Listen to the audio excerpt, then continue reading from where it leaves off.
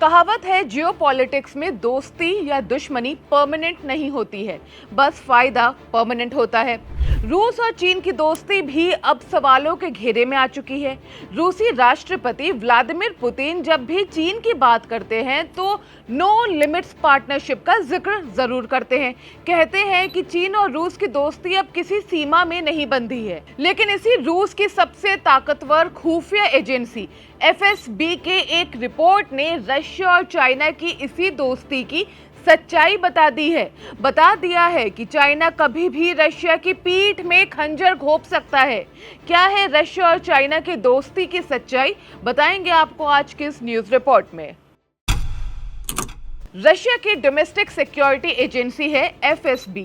उसकी माने तो चीन रशिया का दोस्त नहीं बल्कि दुश्मन निकला। न्यूयॉर्क टाइम्स को मिले एक 8 पेजेस के इंटरनेशनल डॉक्यूमेंट के मुताबिक रूस के कुछ खुफिया अफसरों को शक है कि चीन रूस की पीठ में छुरा घोंप रहा है। उनका मानना है कि चीन लगातार रूसी रक्षा तकनीक चुराने की कोशिश में लगा हुआ है। इसके लिए वो रूस के साइंटिस्ट को फुसलाने की प्लानिंग अपना रहा है।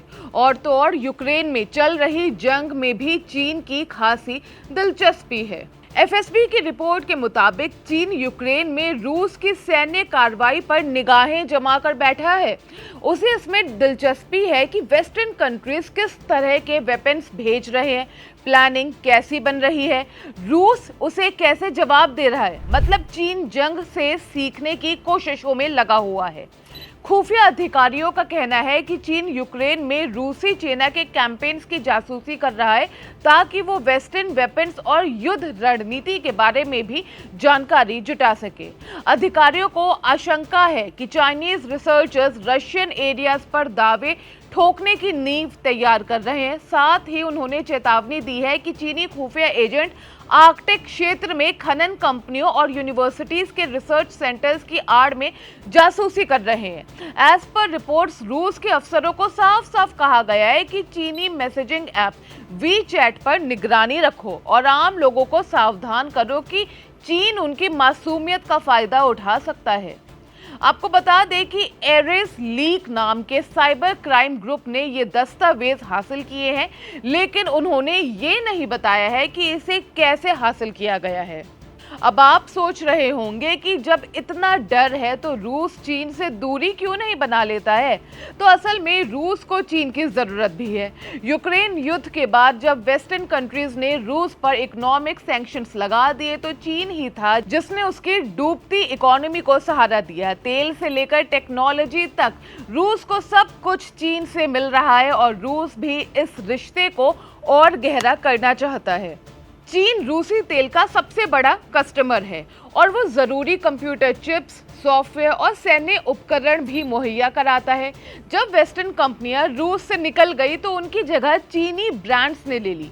दोनों देश कहते हैं कि वो कई क्षेत्रों में साथ मिलकर काम करना चाहते हैं, जैसे फिल्म्स बनाना और चांद पर एक बेस बनाने की भी तैयारी में है। FSB के इस डॉक्यूमेंट में एक और दिलचस्प बात सामने आती है। चीन भी रूस पर उतना ही शक करता है। चीन से जो एजेंट रूस जाकर लौटते हैं उन्हें सख्त जांच से गुजरना पड़ता है। पॉलीग्राफी टेस्ट तक होता है। रूस में पढ़ रहे करीब 20,000 चीनी छात्रों पर बारीक निगरानी रखी जाती है।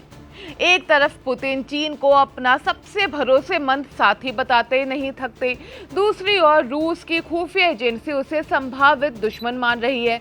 तो देशों की इस जटिल दोस्ती आज की जियोपॉलिटिक्स की सबसे रहस्यमय पहेली सी बन गई है। ये दस्तावेज किसने लीक किया, कैसे लीक हुआ, ये अब भी साफ नहीं है। रूस चीन की पार्टनरशिप अब केवल ट्रेड और डिप्लोमेसी का मामला नहीं है। इसमें जासूसी, शक, रणनीति और भविष्य की बड़ी योजनाएं जुड़ी हैं। दोनों देश स्पेस प्रोग्राम से लेकर फिल्मों तक साथ काम करना चाहते हैं, लेकिन अंदर ही अंदर दोनों को एक दूसरे की चालों पर गहरा शक है।